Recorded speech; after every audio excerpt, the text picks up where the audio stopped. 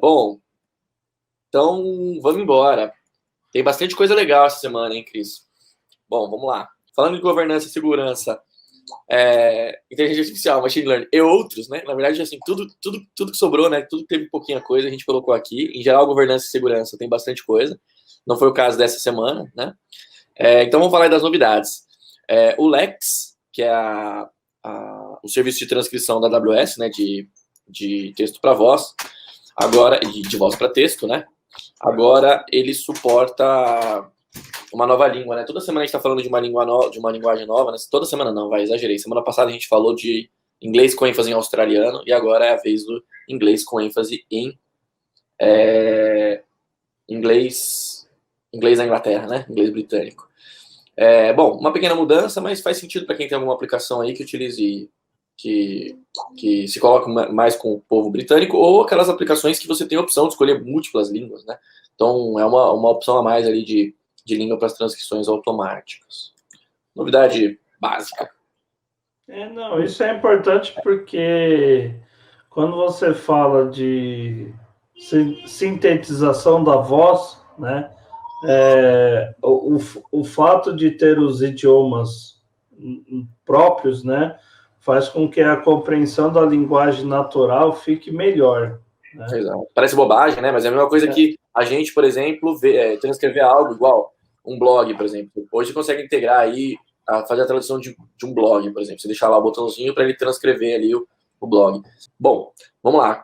Comprehender. Então, o serviço de Comprehender, que é mais um serviço gerenciado da AWS para captar, na verdade, imagens para texto para imagem.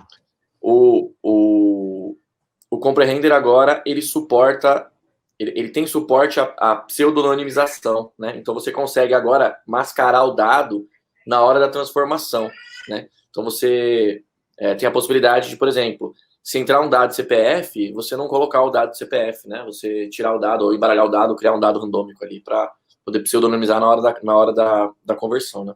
Essa eu achei uma novidade bem, bem legal. E, em geral, esse tipo de coisa, quando você precisa fazer, você requer muitas transformações, né, para você conseguir pseudonimizar os dados. Principalmente agora falando em lei geral de proteção de dados, né? Uhum. É bacana você ter a opção de mascarar o dado na hora da captação, né, na hora da criação dele. Cara, esse aí eu juro para você que eu não conhecia. Cara, é o famoso que o Matheus fala que não sabe se ele comeu passar no pão, né? Cara, NLP é um negócio punk, hein? E o legal é que no gerenciado você tem a opção de cara, é tudo via API, então assim, você não tem muita preocupação com escrever, com fazer nada, é via API, você só precisa entender a API, né? Manda o dado, interage com ela através de API. E também a vantagem de ser integrado com o serviço da AWS, né? Então, se já tem alguma coisa na AWS, usar a parte de AM, esse tipo de coisa, fica mais fácil, né? Cara, o serviço, ele revela insights em relação aos dados não estruturados. Esse aí... Inclusive, tem um subserviço chamado o Comprehender Medical, que ele é especialista em tirar insights de dados de documentos médicos. Então, não está disponível ainda no Brasil, né, em português, o Comprehender Medical, tá? Não está disponível ainda no Brasil, mas a ideia é que você passe ali um exame e ele consiga, um exame ou um laudo, e ele consiga detectar ali a linguagem do laudo, né? Ele é muito mais do que só o que faz o TextRect, né? O TextRect, ele simplesmente tira dados, extrai dados, né? O Comprehender, na verdade, ele tenta compreender os dados, né? Isso aí é bacana, velho. Novidade. Eu até anotei aqui, porque eu tenho uma pessoa para mostrar isso daí e ver se a gente transforma isso numa live. Legal, show de bola. O que vamos. Bom, o blockchain, né? O blockchain gerenciado da AWS, que suportava só Hyperledger Fabric 1.3, agora suporta 1.4. Em geral, o serviço da AWS está bem para trás da versão open source, né? O que em geral não é um grande problema para a maior parte das instituições, Mas, coincidentemente, há 2 semanas atrás, um cliente meu questionou isso. Falou, cara, qual que é a versão lá? Falou 1.3, falou, putz, tá bem atrasado, tal, tudo, agora saiu 1.4, mas a gente tem outras versões mais para frente, mais novas, né? Lembrando que o blockchain gerenciado da AWS, como todo serviço gerenciado, né, tem as suas facilidades, mas tem também os seus entretantos, né? Você não tem a mesma facilidade de administração do que o serviço open source, que você pode subir utilizando um template, que existem vários templates de CloudFormation prontos aí, alguns sustentados pela própria AWS, para você subir isso em EC2, por exemplo, né? Para você subir a sua malha em EC2. O Transcribe, agora uma outra novidade aí, outro serviço, né, vamos dizer, de inteligência artificial, próximo à linguagem humana, que é o Transcribe, que ele traduz voz para texto, né? O Transcribe, ele tem a possibilidade de você, por exemplo, é o serviço ideal para, por exemplo, fazer legenda, esse tipo de coisa, né? O Transcribe, porque ele faz isso em tempo real, né? O Transcribe agora tem a possibilidade de detectar a língua, né? Então, se você vai fazer uma tradução, uma dublagem, por exemplo, uma dublagem não, mas uma legenda automática, por exemplo, né? Agora você tem a opção de ele detectar a língua de origem. Então, ele consegue... É claro que tem que testar a assertividade disso, né? Cabe uma POC, mas ele vai entender ali se está falando inglês, se está falando português, as línguas suportadas e fazer essa tradução em tempo real, que é muito bacana quando às vezes você tem, sei lá, um programa de TV onde você tem várias pessoas falando línguas diferentes, por exemplo, né? E às vezes você tem até aquela tradução simultânea e tal, né? Mas... Ou os eventos, clássicos eventos, radinho de evento, né? Que você está lá no evento, você tem o radinho, você está ouvindo...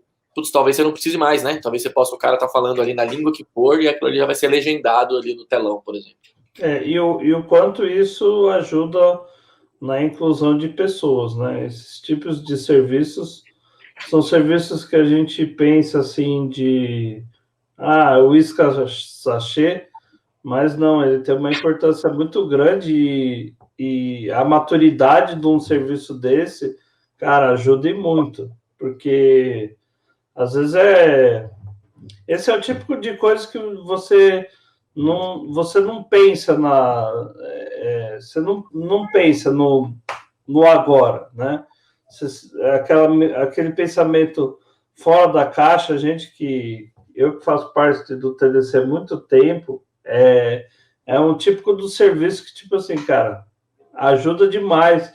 Você tá lá fazendo uma palestra, a própria live nossa, você tem a transcrição escrita ali do que está rolando, você acaba trazendo um público que você não consegue atingir na fala, né?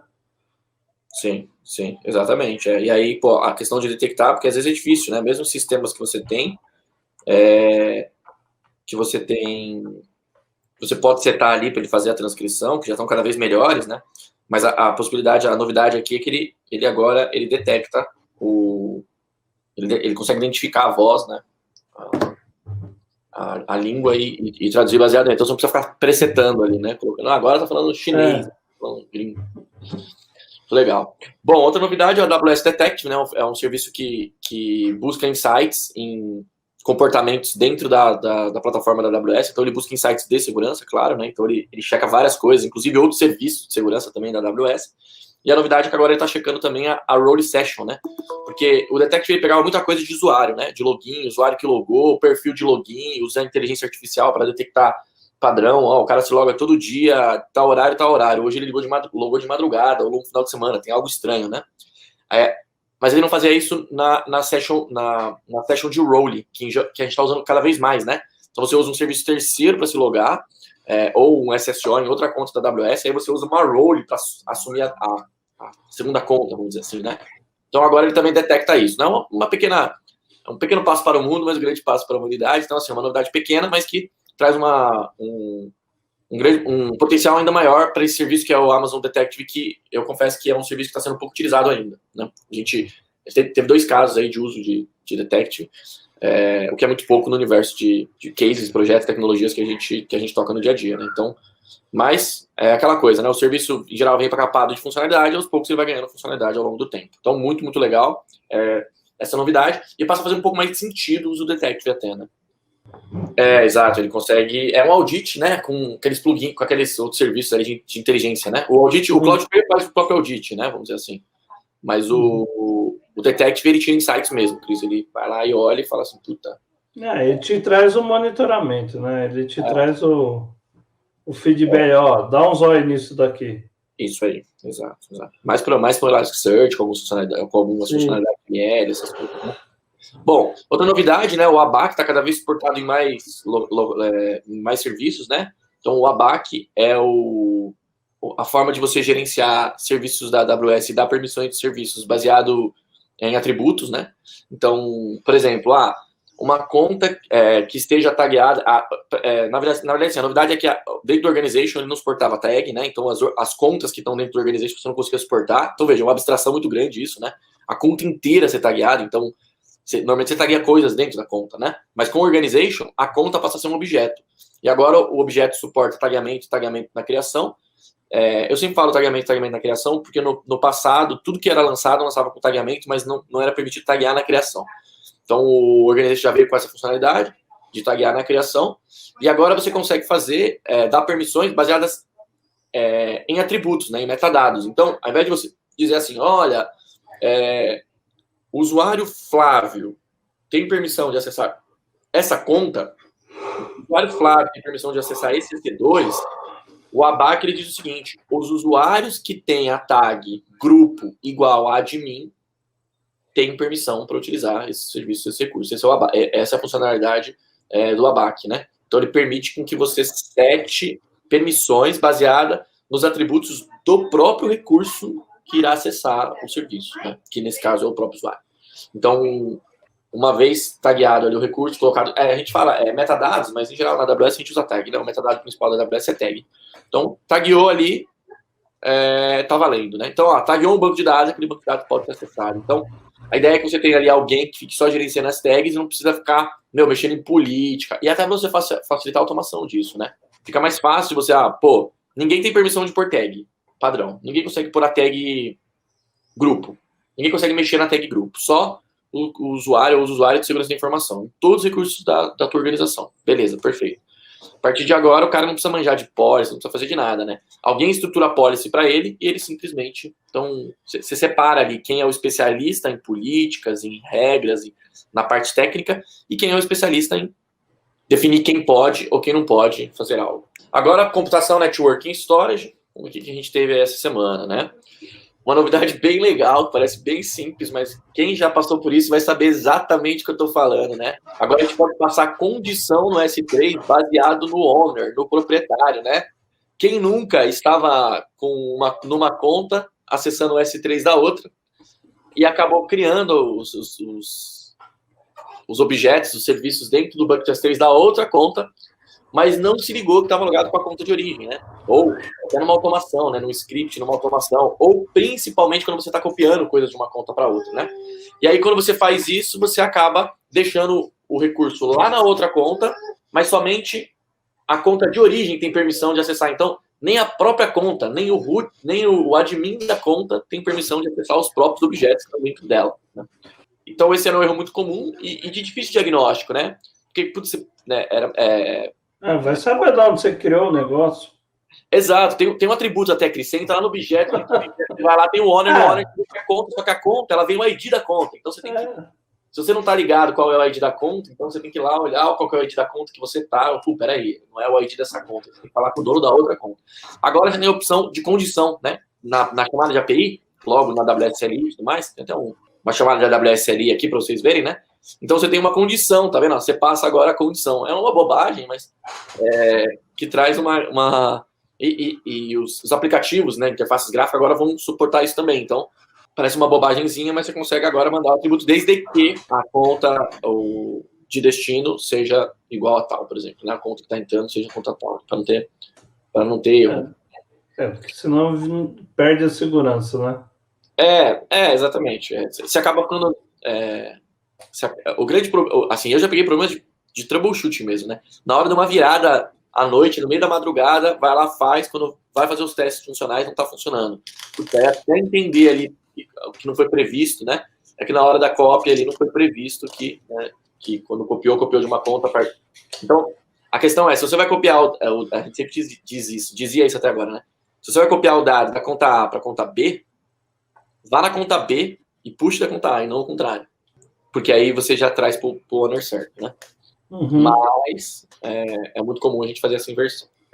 Novidade aqui, uma novidade não tão grande, mas é importante porque dentro das regiões da São Paulo, né, saíram novos tipos de instância C5, que são a C5 12x-Large, 24x-Large e a C5 Metal, que é o bare metal com os processadores da família C5, tamanho de instâncias da família C5, né? E aí vamos aproveitar o embalo aqui, eu vou mudar aqui o compartilhamento, Cris.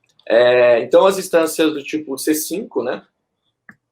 C5 aí, C5 12x Large, por exemplo, agora tem 96 GB de memória RAM e 48 CPUs, né? E a 24 tem o dobro, né? Ela tem 192 GB de memória RAM e 96 vCPUs. Elas agora estão disponíveis em São Paulo, tá? Essas instâncias. E a Metal também, né? Na verdade, tinha outras instâncias, tá? O que não tinha dessa família aí, que é a família C5, tá? Que é uma família relativamente mais nova, com processadores Intel da família mais nova. E aí, em São Paulo, por exemplo, só tinha esse tamanho de família para C4, entendeu? E aí agora tem o C5, que é mais barato, né? É a família mais nova de processadores. Em geral, é um pouquinho mais barato que a antiga e com performance superior. Mas falando de famílias aí, tem mais novidades, né? Então, o anúncio das instâncias do tipo T4G. Então, a AWS lança oficialmente, não está disponível em São Paulo ainda, mas já está disponível em North Virginia e Ohio, se não me engano, as instâncias do tipo T4, né?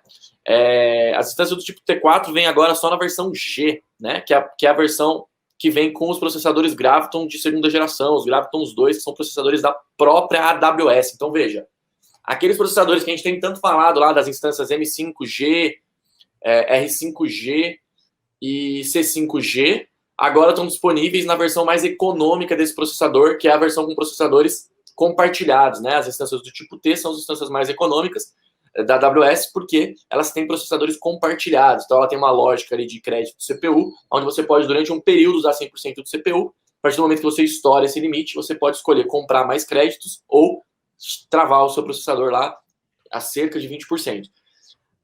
Agora, os processadores do tipo T, que são em geral 4 vezes mais baratos, eles são ARM, tá? É importante dizer isso, né? Não tem tem um trade-offzinho aqui. Você vai ter que testar, ver se a sua aplicação tá se comportando bem, funcionando direitinho lá em ARM, mas já está disponível para Ubuntu, para CentOS, para Amazon Linux, para você rodar os seus containers em Kubernetes, tudo mais, né? A gente já tem tido algumas aplicações das instâncias do tipo MR e 5G. Agora a gente tem a opção também dos processadores mais econômicos. Então, para vocês terem ideia, né, processadores que em geral têm 4 vezes maior performance, né? A gente olhar aqui, ó, as instâncias do tipo Nano, por exemplo, né? Então, as instâncias do tipo Nano, você tinha lá a clássica e já obsoleta T2 Nano, né? Que ela tinha só um vCPU e que permitia 1.12 horas de burst, né? Então, com a carga dela de crédito do CPU, você conseguia ficar 1h12 dando 100% de CPU, né? Depois disso, ou você para e espera ganhar mais crédito, né? Ou a instância vai chapar ali a performance dela. Depois você teve as T3, né? Que é a geração mais nova de processadores Intel, né? Que passou a trazer 2 CPUs, né? Por um preço menor, veja, né? O que a gente sempre fala, né? Intel, mesmo assim, ó, de valor on demand Linux, né? De $4.2 por mês para $3.79 por mês, né? Com uma performance melhor, nesse caso até um vCPU a mais, né? Sem contar a performance em ganho em função de geração, né? Da família que cresceu. Depois a gente tem as instâncias do tipo T3A, né? Que são as T3 agora com processadores AMD, né? Que já trazem uma relação custo-benefício menor. Por quê? Porque elas têm uma performance um pouco abaixo. As instâncias com AMD, elas têm a performance por CPU um pouco abaixo.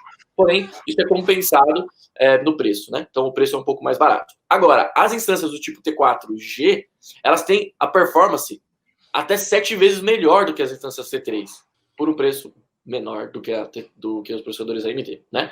Com a diferença, é claro, pessoal, né? Não tem disponível para Windows ainda, mas com a diferença, é claro, pessoal, que são processadores ARM. Então, é preciso entender isso para ver se a sua aplicação está compilada para rodar em ARM.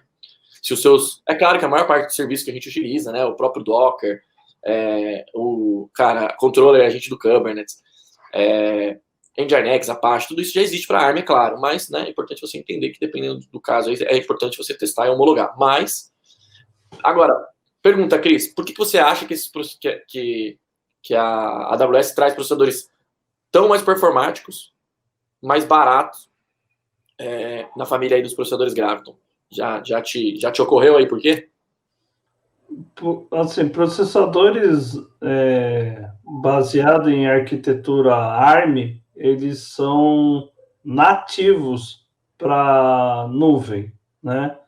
Então, você elimina aí a necessidade de compilação cruzada e emulação de coisas, e a própria atualização deles é mais rápida do que os processadores família AMD ou família Intel, né?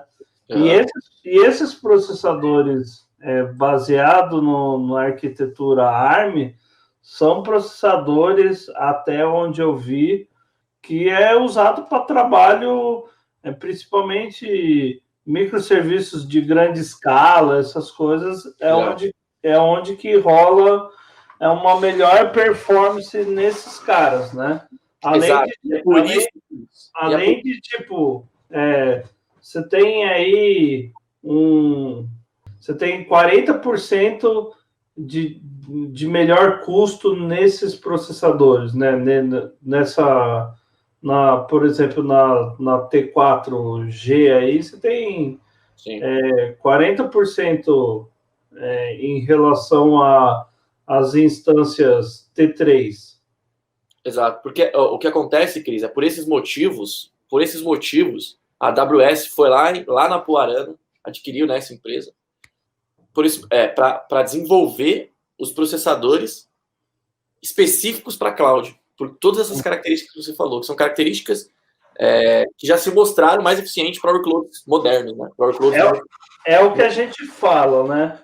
A camada de abstração, para vocês que estão aí vendo as lives ou lidando com a nuvem, é muito natural, legal, show, mas assim, lata continua existindo, data center continua existindo, e dentro desse mundo de nuvem tem uma discussão rolando muito, já faz uns 2 anos que eu acompanho, 2 a 3 anos, e ela até agora não abaixou, que é a questão de máquinas hiperconvergentes.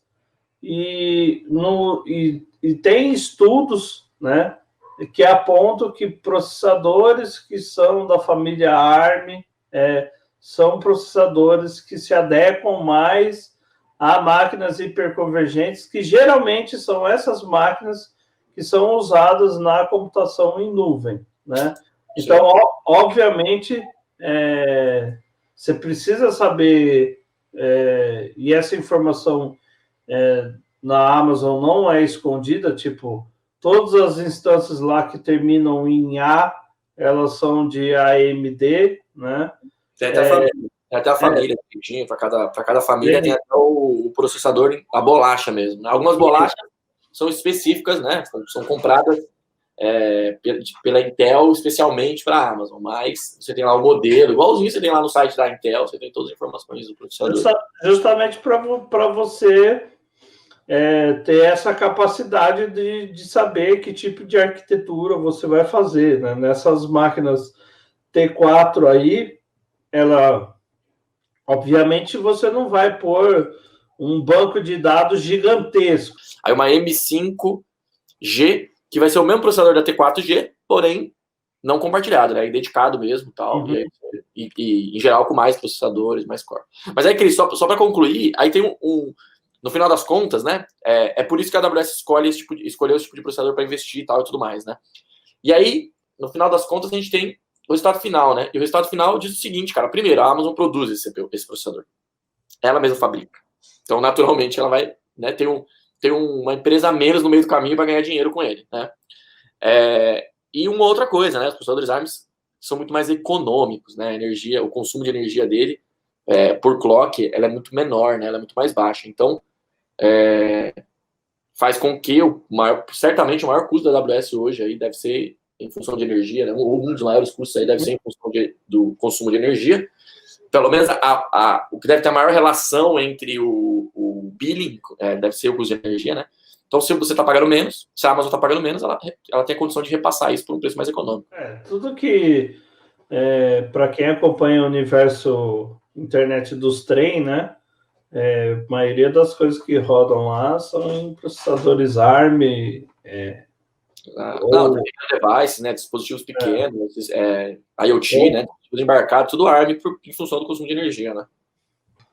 Mas é isso aí, Data Lifecycle Manager. Agora ele suporta múltiplos schedules num job só. Já que a descrição tem, tá? Demorou para sair o anúncio, mas dentro do Lifecycle, onde você agenda ali, ó, vai fazer um snapshot de tanto tempo, ODS, né? Você criava um schedule, aí dentro do schedule ele tinha um job, só que você só podia pôr um, né? Óbvio, a AWS já tinha feito isso pensando no futuro, ter a possibilidade de você criar mais jobs por schedule.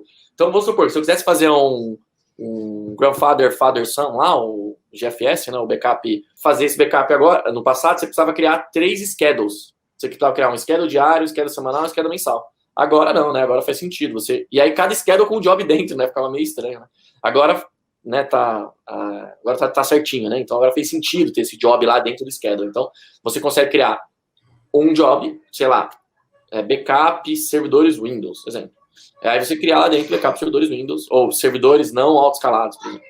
Aí você vai lá e cria 3 jobs ali dentro, um job para backup semanal, mensal, anual, seja lá o que for. Aí você pode criar todos os seus jobzinhos lá dentro, ficou mais bonito, mais organizado. É bobo, é simples, mas funciona bem, vale a pena, e eu já testei.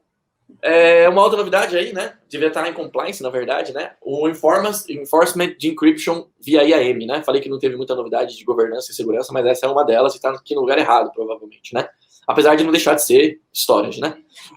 O FS, que é o NFS gerenciado da AWS, agora ele suporta o Enforcement de Encryption. Então, você consegue forçar a encriptação via IAM. Então, você não vai conseguir criar um FS se você não habilitar o Encryption, né? Mas faz mais sentido, estava mais que na hora, para o dado que a gente usa ali no nosso servidor de arquivos compartilhado, que em geral a gente usa para poder autoescalar, criar load balancer e persistir os dados no NFS, né?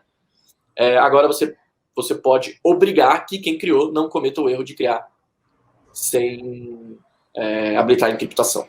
Beleza, vamos embora, backup. Então a AWS Backup ela tem uma funcionalidade simplesinha também, mas que, cara, já gastei bons tempos fazendo script para fazer isso, porque não tinha nativo, né? Então, o backup, antigamente a gente fazia backup via script na AWS, né?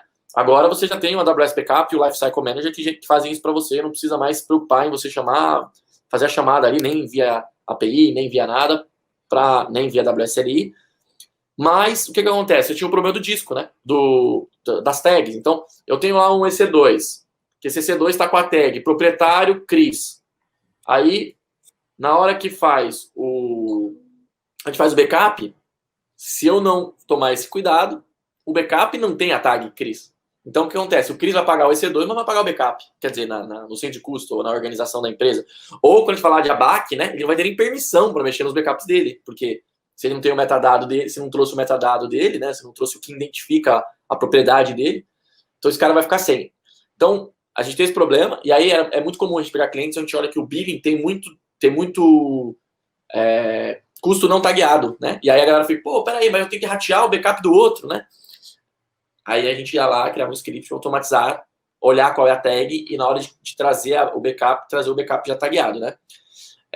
O AWS Backup agora suporta isso, né? Ele manter e é mais legal que o meu script, né? Não só manter, não só trazer o backup, mas se você fizer um restore daquele disco, ele trazer junto a tag também no disco novo. Né? Já facilita o master, né? Nem me fala, cara, nem me fala, exatamente. Para o mundo AWS, tag é tudo, né? Tipo, cara...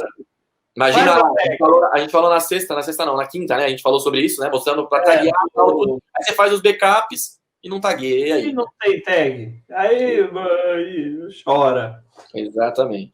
Isso aí é importante. Outra novidade aqui, né? Simplesinha, facinha de mexer, mas que vai trazer uma grande diferença. Então, parece bobagem, né? Vou explicar o que é, depois eu vou dizer por que faz tanta diferença. A AWS anunciou, né, o suporte na compressão só suportava gzip, agora suporta também Brotli, na verdade, né? Por que essa novidade é tão importante, você acha, Cris? 24%, até 24% a mais de compressão. Por que você acha tão importante essa novidade? Lá no CloudFront, na CDN gerenciada da AWS. Arrisca aí? Eu sempre arrisco. Eu falo bobagem, mas eu arrisco. Se falar bobagem, eu corrijo. Ou se falar o que eu não sei também, eu aprendo. de CloudFront aí, a gente está falando de CDN, né? Isso aí. Então, se você tem 24% de compressão dos dados que estão ali cacheados, obviamente vai caber mais coisa no cache, né? Mas a grande questão... Não, é que na verdade, Cris, o CloudFront, o cache, cabe o que você quiser, tá? Só para... Não, mas quanto mais comprimido, melhor né? Quanto mais comprimido, menor o data transfer. O custo do CloudFront, ele é prioritariamente baseado no data transfer, out. Ou seja, na saída da CDN para o cliente. Então, quanto mais eu comprimo, menos data transfer eu mando. Significa mas quando você sai? Quando sai, quanto quer dizer para o usuário ou quando busca o conteúdo? Quando busca o conteúdo. É out. Na verdade, assim, o CloudFront ele tem dois custos, tá? Quando você falou, quando busca o conteúdo e quando entrega para o cliente. Então tem esses dois casos, né? Por exemplo, se eu buscar o conteúdo na Amazon, eu não pago o out para entrar no CloudFront. Aí a saída do CloudFront eu pago. Mas mesmo assim, em geral, você busca o objeto uma vez, né? Ou poucas vezes. Entrega o objeto muitas vezes. Pagando data transfer out. Se você puxa, mesmo que você puxe de uma origem terceira, né? Se você puxar de uma origem terceira, aí faz sentido o que você falou, né? Você está puxando uma origem terceira não comprimido, né? Só que o que você mais paga é data transfer out para o seu usuário, né? Então, por exemplo, se você está gastando $1.000 e conseguir uma compressão de 24%, é provável que você vai ter algo em torno de 20% de redução de custo, mais conhecido nesse caso como $200. Sacou? O que pega? Onde pega? Então, esse aqui é esse sim é um pequeno salto para o mundo, um grande salto para os cloud. Eu diria para você que $200 para mim por mês já me deixava um pouco feliz, entendeu? Vai resolver meu problema, né? E se você está falando, então, a gente tem casos de clientes aí que gastam $50, $70 mil com CloudFront por mês. E dá para dar mais felicidade ainda. Exatamente. Não, dinheiro não traz felicidade. Dólares não trazem. Bom, vamos lá. Ixi, começou o buzzword. E para fechar, a integração DevOps, né? Então, Lambda Step Functions agora tem suporte nativo ao X-Ray, né? Então, antes você fazia o quê? Você tinha que instrumentar o X-Ray, né? Colocar as libs dentro da sua função Lambda, né? Que é o seu código qualquer, seja a linguagem que você escolheu. Agora, no Step Functions, você fala assim, ó, X-Ray, valendo. Ele já vai lá e já injeta, igual ele está fazendo com o .NET Core e com Java. Então, ele instrumenta, ou na JVM, ou no IS, no caso do .NET, né? Ele já instrumenta o X-Ray para quê? Para poder pegar aqueles dados de observabilidade e tal, dados de log, e mandar para o X-Ray, de modo que você não precise, mexer menos com desenvolvimento, ou, nesse caso, nada com desenvolvimento, para poder começar a usar o X-Ray, né, para observabilidade, para tracing e tudo mais. Então, muito, muito legal. Isso aqui é um cara que eu quero testar. Tem até um blog post do Jeff, não do Jeff Bezos, mas que tem as informações lá de como fazer uma POCzinha, um teste lá. Eu tô sedento de vontade de quase fui fazer hoje de manhã. Você sabe que o X-Ray é usado bastante no Amazon Prime, né? Ah, imagino, né, cara? Porque deve ser microserviço para todo lado, né, cara? Imagino. Bom, a API Gateway suporta agora MTLS, né, pessoal? Baita novidade. Essa novidade das grandes, né? Então, o API Gateway, que é o API Gateway gerenciado da AWS, né? Que ele é serverless, inclusive. Você não começa sem pagar nada, paga sob demanda e tudo mais. Agora tem a possibilidade de você usar o Multi TLS, né? Para quem não sabe o que é o Multi TLS, né? Até hoje, os serviços da AWS, a maioria deles, se não todos, só suportavam o Single TLS, que é você faz a parte TLS só do lado do server, né? Então o cliente bate, né? Encripta o dado e manda. Agora com o Multi TLS não. O Multi TLS, o cliente também consegue determinar as regras e os parâmetros de criptografia que ele quer, né? Então baseado no lado de lá, né? Então, e bastante serviço, como é o caso do Pix, por exemplo, o Pix exige que você utilize muito o TLS. Então, é uma exigência do Pix, né, da transferência instantânea, você usar muito. Então, tá vendo? Então, eu consigo, na verdade, né, ter a chave também do lado de cá, né? Antes, a gente tinha só a chave do lado do nosso lado. Então, é bem comum quando você vai fazer um SSL, por exemplo, né, que utiliza TLS, com a chave do nosso lado. Então, você vai lá, pega lá a chave do você faz aquele processo de autenticação, né, na SA, pega a chave, gera a chave, manda a request pro autenticador, ele assina, traz de volta, você coloca agora a chave aqui e a cadeia.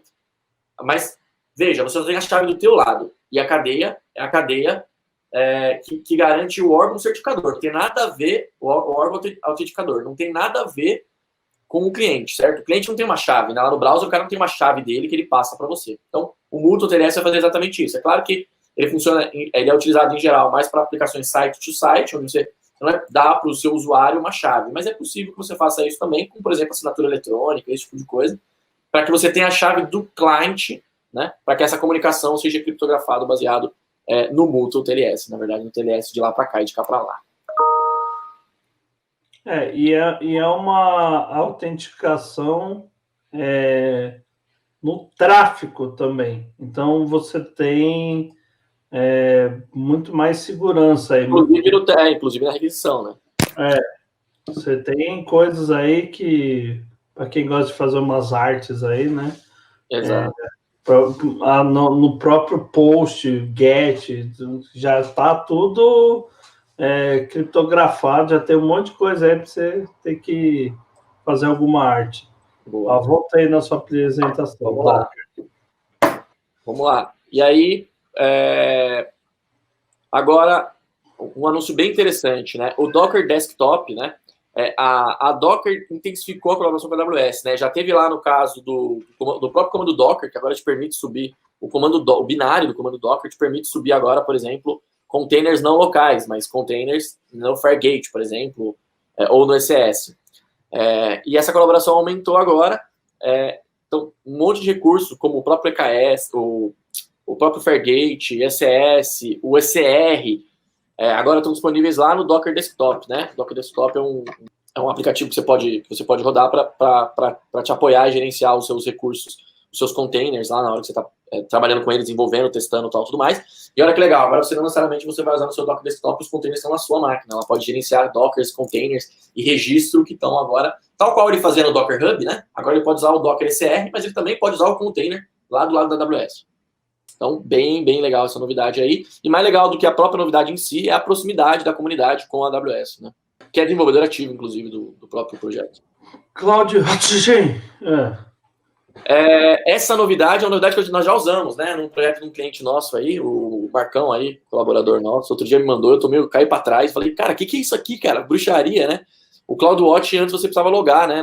Com algum usuário do CloudWatch, do IAM, você precisava logar, de alguma forma, você precisava logar na conta da AWS para ver os dashboards do CloudWatch, né? Agora você pode pegar um dashboard e compartilhar esse dashboard, passar o link para outra pessoa ver o dashboard, né? Então, aquelas métricas e tudo mais. Então você pode fazer isso baseado num simples usuário e senha, mas você também pode fazer via SSO, com Cognito, então você pode ter lá uma autenticação que o cara mesmo vai lá e cria seu próprio usuário e fala, cria o usuário fulano, dá acesso para mim aí, né? E aí ele pode fazer a autenticação via OAuth, integrando com Google, com Facebook, esse tipo de coisa, com Apple, esse tipo de coisa. Mas também tem como deixar público mesmo, né? Se for algo que vai ser totalmente público, aí você cria lá o Dash, cria o Dash, manda deixar público, cria uma URL, você manda essa URL para quem quer ver aquele dashboard, e aí você consegue fazer o seu dashboard muito parecido com o que você faz com Grafana, esse tipo de coisa, né? Uhum. Legalzão essa novidade. Isso é bom. Falando um pouco mais ainda de CloudWatch, mas agora o subproduto de Synthetics, né? O Synthetics é o produto para ping de URL, né? Eu gosto de usar esse termo. É o análogo ao New Relic APM, ou New Relic Synthetic, ou ao Pingdom, por exemplo, né? Que é ou up-down, esse tipo de serviço, né? Que você também pode fazer com os Zabbix, por exemplo. Mas o que ele faz, na verdade, é pingar o URL, testar o URL, né? Só que ele tá ficando cada vez mais poderoso, né? Ele consegue fazer por dentro da VPC também, mas você consegue também criar workflows, e agora você tem uma interface gráfica para gerenciar esses workflows. E você também tem métricas de suporte avançado, então, suporte avançado e detalhado. Então você tem agora a possibilidade de testar intervalos de tempo cada vez mais curtos, né? Porque antes era por minuto e tal, então você consegue fazer. E você consegue criar dashes do tipo esse, assim, ó. Então você consegue fazer todo aquele seu fluxo, né?